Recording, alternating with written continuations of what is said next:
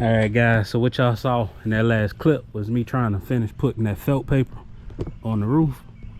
But the reason that I ended up stopping and wrapping up that day was because it started lightning, and I'm not gonna be on the roof in the lightning once it's lightning and storming like that. So I packed everything up and ended it. But what I did off camera was I ended up building the ladders for the overhangs. I guess it's called ladders. I've seen where they call it ladders or something like that for your gable in overhangs. So I built this one, as you can see. I don't know if you can see it from the sun, but I built this end, and I built one for the other side. So what I'm gonna do is I'm gonna put you guys on a little time lapse, or just go through and explain how I built it and show you how to build one, because I do have one more to build for that end.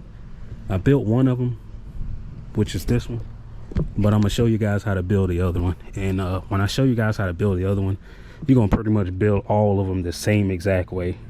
Just remember to make sure you crown your boards as well, the same way you do with the floor, the same way you do with your rafters, because it's technically a rafter, it's just on the end. And I already got the sheathing on this end, and once I put this ladder up, I'm gonna show you guys how to put this one up, and then I'm gonna show you guys how to build the other one. So I'm gonna set you guys up on a little time lapse, or just set you guys up so you're able to see how I build it. All right guys, the first step in making your ladders for your overhangs is, first what you want to do is you want to get up in your ladder. If you don't already know your distance, what you want to do is you want to get up in your ladder, and where you have your ridge board at, or ridge beam, whatever you want to call it, you want to measure from your last rafter to the end of your ridge board or your ridge beam. So measure from your last rafter to the edge of your rim beam or ridge board. And once you get that measurement, all you want to do is, because you know that a 2x6 or a 2x4 or whatever you're using for your fascia, a 2x6 is like 1.5 inches on both sides. So if you have two 2x6s or 2x4s, it's going to be 3 inches. So you're going to take away 3 inches from whatever measurement you get from there. So if you got 10 inches up there, you already know that your boards that's going to make your ladders, those are going to be 7 inches, because you're going to take 3 inches from that 10. So whatever distance you have, whatever your measurement is from the end of the last rafter to the edge of your rim board or rim beam, you're going to take that measurement and minus 3. Or when you get to your wood, this is what you want to do. You want to take your tape measure, put your tape measure to 3 inches. Put your tape measure to 3 inches, which all that means is you burn 3 inches. And those 3 inches are going to accommodate 2 boards. And those 2 boards are going to be your end boards. Those are going to be that and that. So you're going to burn 3 inches. So we flip that board over. We burn 3 inches off the end of that board. So we got our 3 inches. If we make a mark at 1 foot, which is right here, we make a mark at 1 foot, and we take our tape measure and go to that 1 foot, we have 9 inches. And 12 minus 3 is going to be 9. So there you go. Your middle pieces will be 9 inches long, and your middle pieces is what's going to make your ladders. So once you get all those cut, which I already have 5 cut already, I just need 1 more. And my rafters are about 8 foot long, and I'm doing my ladders about 16 inches on center, just about the same thing as everything else. 16 inches on center, And if I do 16 inches on center where my board breaks at 4 foot, when I put my inboards on, my top sheathing on, it's gonna break on that 4 foot the same way these broke 4 foot. So I have something to nail to. So it's gonna all work out perfectly. So I'm gonna get started on cutting this last board, and then I'm gonna show you guys how to make the rafters for the ladder. All right.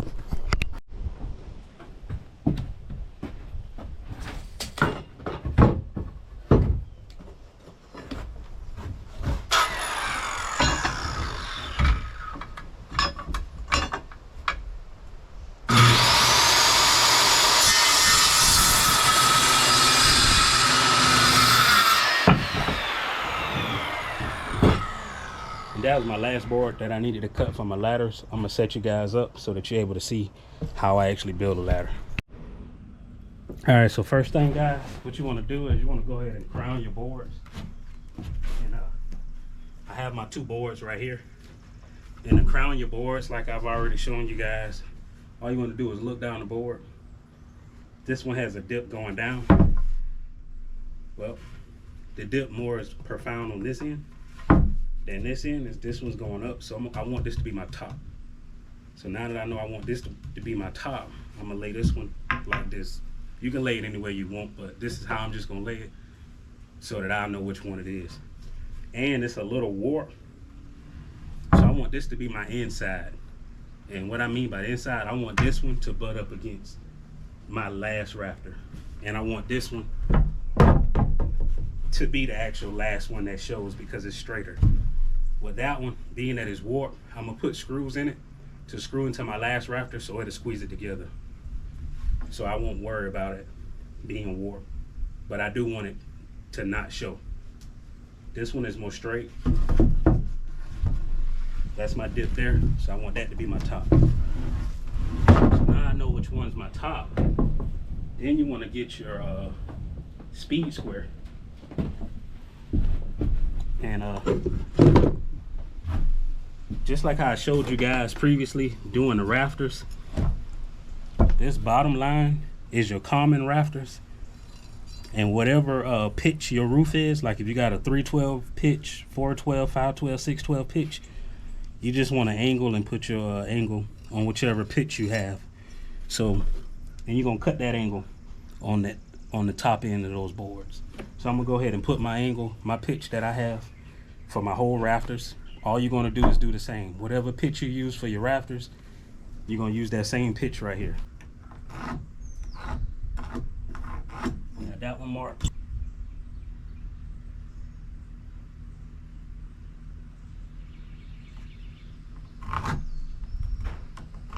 Got that one marked. Then you just wanna cut them out. You could use a miter saw to cut these, and your angles would be perfect every time. But mine is in my other shed, and I don't feel like lugging that thing all the way over here. It's more easy just for me to just cut it with the skill saw. And I'm sure the same thing would probably be for you.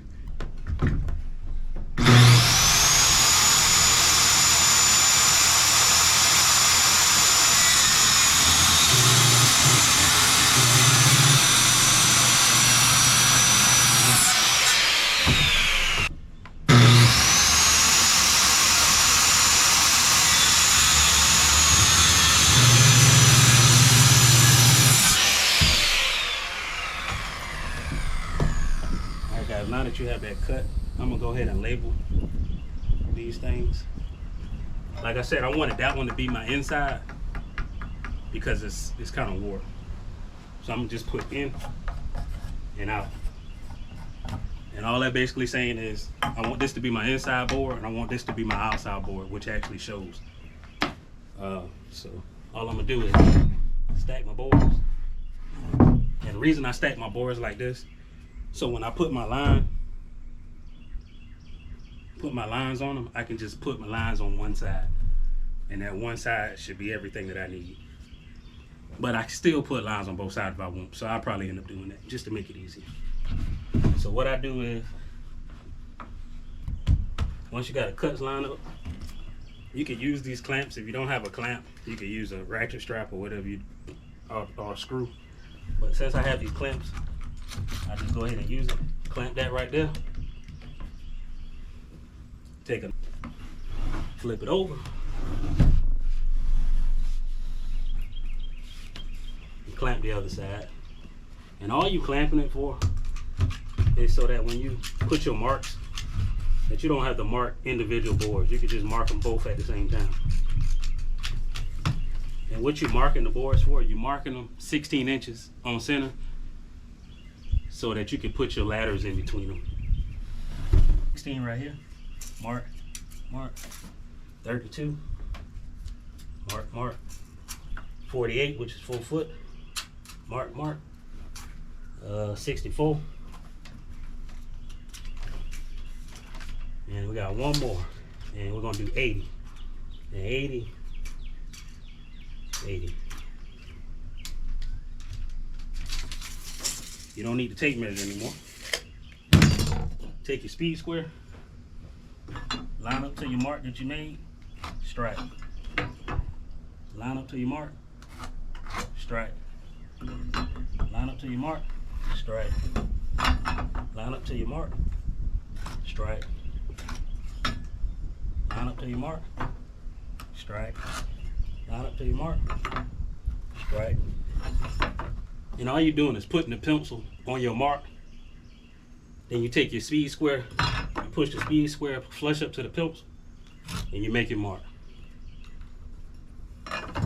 And all I'm doing is power off.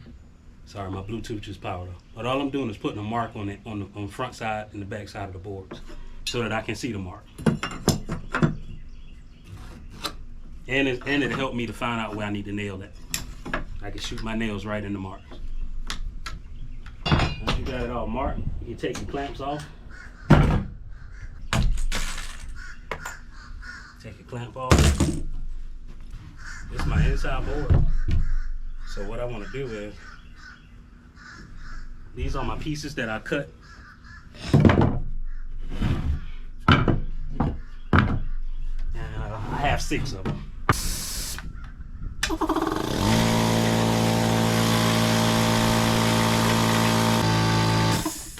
Alright. Now you want to get your blocks that you cut, or your ladder, whatever you want to call them. And the lines that you made, you want to put that line in the center of these boards. Which is, take a nail gun, make sure that your ladder is not too far over the top of your rafter. Make sure it's flush.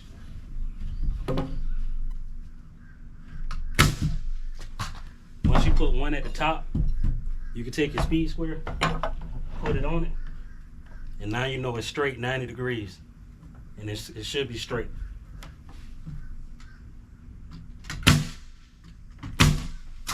And all you have to do is the line that you made, all you have to do is shoot 3 nails in that line. And if you shoot 3 nails in the line, your nail's not gonna come out either side, it's gonna go straight in the middle. So you're gonna do that to all 5 boards, and then I'll show you how to do the last one. So I'm gonna go ahead and do it, and I just won't talk, I'm gonna just go ahead and do it.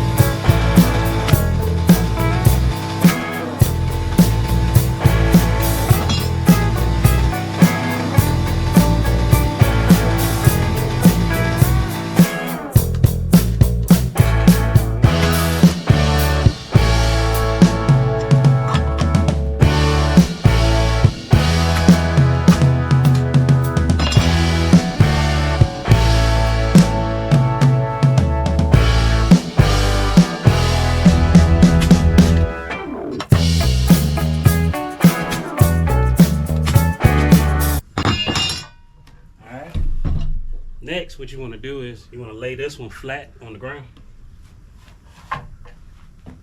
Then you want to take the out part, put it on top, and then you want to line your marks up.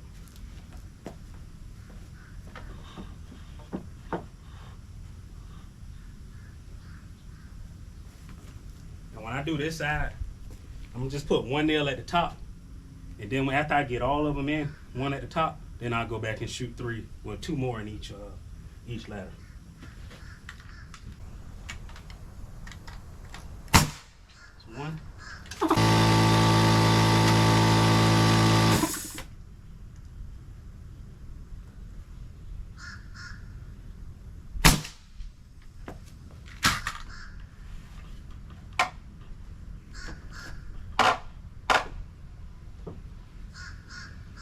And this is the reason why I'm only shooting 1 at the top, because you know the boards can be a little warped and twisted. So if you shoot 1, you still got a little wiggle room to twist it to make sure you get it straight. But if you shoot all 2, you're gonna have to actually work it to get it to twist.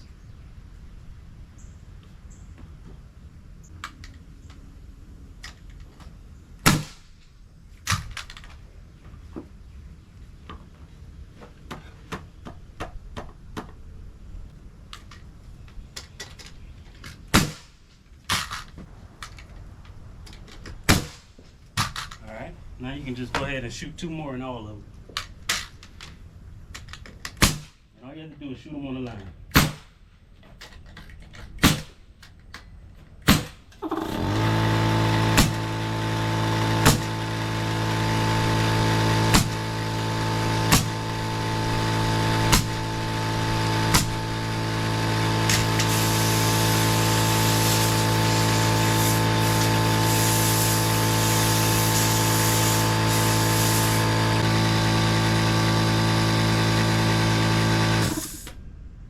I was waiting on the air compressor to turn off. I had to end up turning my air off because I just dropped my nail gun and broke my hose, so the air just shooting up. But for this last board, the 6th one, this last one, you want to put it at the beginning where you made your cut, and you want to put that board at the same angle that you made your cut. So I'm gonna go ahead and place the board in there, and then I'll bring the camera and show you guys how it should look.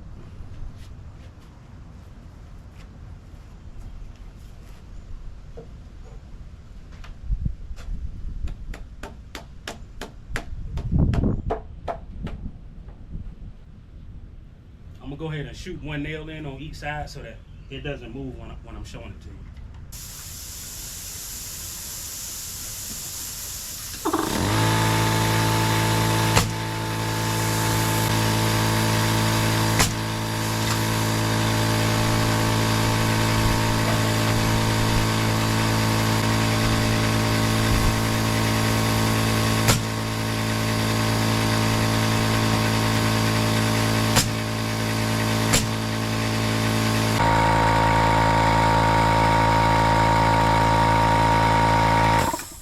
I was waiting on that air compressor to turn off.